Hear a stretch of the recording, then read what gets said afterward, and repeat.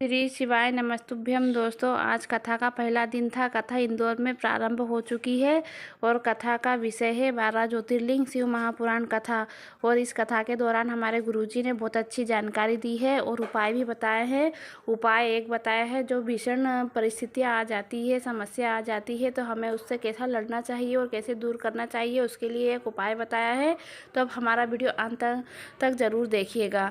तो गुरुजी ने पहली जानकारी कथा शुरू होते ही बताई है कि हमें 3 चीज़ स्वयं करनी चाहिए। पहली है माता पिता की सेवा, दूसरी है हमारी तिजोरी की साफ़ सफाई और तीसरा है हमारी पूजा की थाली तैयार करना।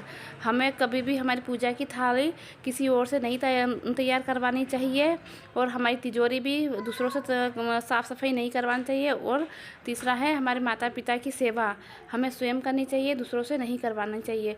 और दूसरी जानकारी हमारे गुरुजी ने, जब हम शिव मंदिर जाते हैं तो अगरबत्ती लेकर जाते हैं, धतूरा लेके जाते हैं, बेलपत्र लेके जाते हैं और अनेक प्रकार की चीज़ें लेके जाते हैं। कभी हम ये सब भी ना लेके जाए, बस हम शिव मंदिर में जाकर शिव मंदिर की साफ़ सफाई कर दे या फिर वहाँ पर जो गंदगी पड़ी है उसे हटा दे, तो इससे बड़ा पुण्य हमारे जीवन का कोई और नहीं है। ये हम हमारी आने वाली ज़िंदगी के लिए हम पुण्य कमाते हैं, इससे हमारी आने वाली ज़िंदगी सुधरती है। तो दोस्तों, आप कुछ करें ना करें, पर आप शिव मंदिर में जाकर साफ़ सफाई ज़रूर करें। और तीसरी जानकारी हमारे गुरुजी ने दी है कि हमारे कहते हैं कि हमें हमेशा हमारा एड्रेस और ड्रेस सही रखना चाहिए। हमें सही एड्रेस पर जाके बैठना चाहिए, सही जगह जाना चाहिए, सही जगह बोलना चाहिए, सही जगह कार्य करना चाहिए। और हमारा ड्रेस भी उसी प्रकार होना चाहिए, सही होना चाहिए कि लोगों को देखने में ही अच्छा लगे।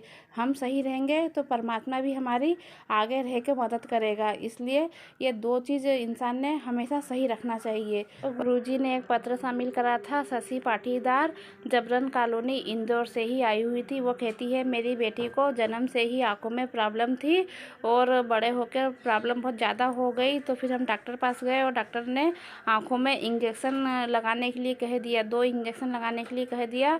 तो फिर मैंने आपकी कथा सुनी और कथा सुनते ही फिर मैंने शिवलिंग पर 1 कलश जल अर्पित करना प्रारंभ किया और फिर आँखों में पानी लगाने लगी और थोड़ा सा पानी आचमन भी करने लगी।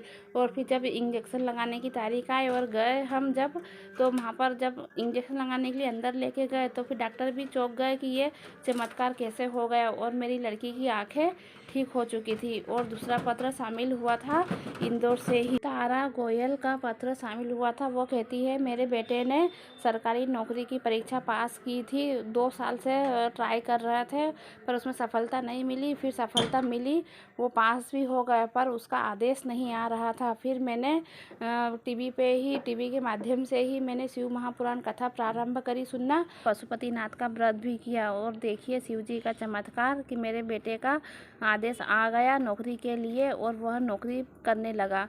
और आज का हमारे गुरुजी ने जो एक उपाय बताया है, भीषण परिस्थितियाँ जब आ जाए और संकट घड़ी में जब आपको कुछ ना सूझे तो आप ये उपाय ज़रूर करें। आपको क्या करना है, 1 बेलपत्री लेना है और 1 कलश जल लेना है और शिव मंदिर जाना है। शिव मंदिर जाकर आपको बेलपत्री अशोक सुंदरेल माता की जगह पर रख देना है और आधा कलश जल वहाँ पर अर्पित करने के बाद में आपको बेलपत्री उठा लेनी है और शिवलिंग पर रख देनी है। और जो आधा कलश जल जो बचा था आपको शिवलिंग पर अर्पित कर देना है।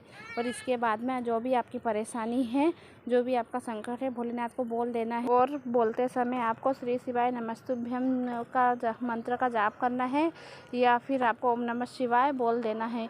और फिर आपकी जो भी परेशानी है बोल देना है और फिर आपको थोड़ी देर मंदिर में बैठकर घर आ जाना है। फिर देखिएगा दोस्तों, आपकी परेशानी खुद ब खुद ठीक हो जाएगी और संकट भी नहीं आए।